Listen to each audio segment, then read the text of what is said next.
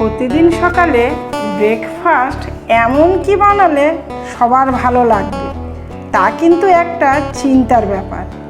তাই আজকে যে রেসিপিটা আমি বানাবো তা আপনাদের ব্রেকফাস্টের চিন্তাটাই দূর করে দেবে, আর খুব কম সময় ও খুব কম উপকরণ দিয়ে বানিয়ে নিতে পারবে, আর খেতেও হবে দারুণ। তাহলে চলুন রেসিপিটা শুরু করি। ব্রেকফাস্ট রেসিপি করার জন্য আমি এখানে 4টে ডিম নিয়ে নিয়েছি, 3 জন মানুষের জন্য করার জন্য। এবারে আমি এই ডিমের সাথে কি কি ব্যবহার করছি সেটা দেখুন। একটা ছোট সাইজের আলু আমি গ্রেট করে দিচ্ছি।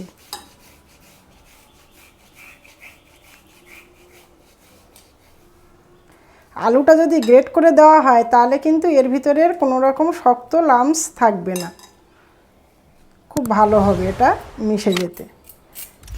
এবারে আমি ডিমের সাথে কি কি দিচ্ছি সেটা দেখুন। এখানে নিয়েছি লাল ক্যাপসিকাম হাফ, এখানে সবুজ ক্যাপসিকাম একটা পুরো ফুল নিয়েছি, কিছুটা ধনেপাতা, 2টো পেঁয়াজ একদম কুচি কুচি করে নিয়েছি, আর এখানে হলুদ ক্যাপসিকাম নিয়েছি হাফ, আর এখানে নিয়েছি 3টে কাঁচা লঙ্কা কুচি করে। যদি বাচ্চারা খায় তাহলে কাঁচা লঙ্কা দেওয়ার দরকার নেই। এবারে আমি সব ইনগ্রেডিয়েন্টসগুলো এখানে মিশিয়ে দিচ্ছি ডিমের সাথে। সকালে কিন্তু আমাদের ব্রেকফাস্ট করতে গেলে সবারই কিন্তু একটা সত্যি মাথায় চিন্তা চলে আসে, কি করব সকালের ব্রেকফাস্ট।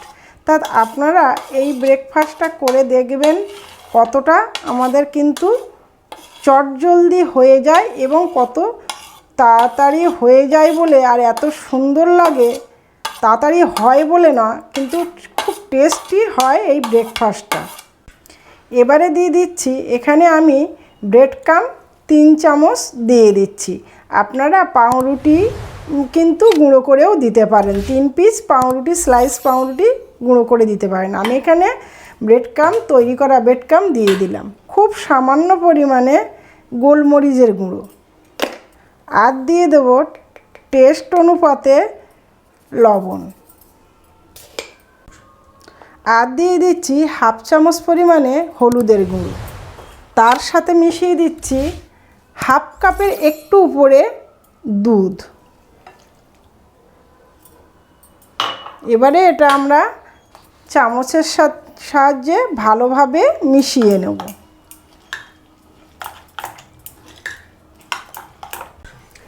আমি কিন্তু মিক্সারটা পুরো রেডি করে নিয়েছি এখানে।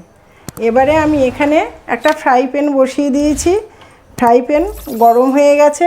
এবারে আমি সামান্য তেল দিয়ে দিচ্ছি, বেশি তেল লাগে না, খুব সামান্য তেলেই রান্না হয়ে যাবে।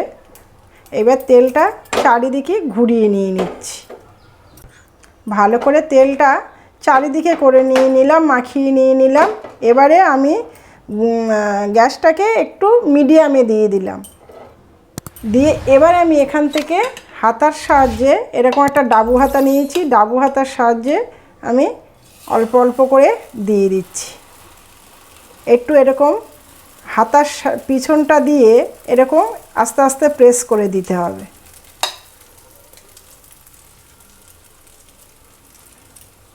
একটু পাতলা করে দিতে হবে। প্রথমের দিকে কিন্তু এরকম মিডিয়াম আঁচেই থাকবে। এটাকে কুক করার জন্য এরকম একটা ঢাকনা দিয়ে দিতে হবে। 1 থেকে 1.5 মিনিট সময় লাগবে, আস্তে আস্তে হলে তাহলে ভেতরটা হবে। কিছুক্ষণ পরে আমি ফিরে আসছি। 2 মিনিট পর ফিরে এলাম। এবারে আমি ঢাকনাটা খুলছি, দেখুন পুরো নিচটা কিন্তু ছেড়ে দিয়েছে। এবারে আমি উল্টে দেব। আপনারা যদি খুন্তির সাহায্যে উল্টাতে পারেন উল্টাবেন, কিন্তু এই পিঠটা নরম আছে তো এখন, সেহেতু আমি এরকম একটা ফ্ল্যাট ঢাকনার সাহায্যে আমি এটাকে উল্টে দিচ্ছি।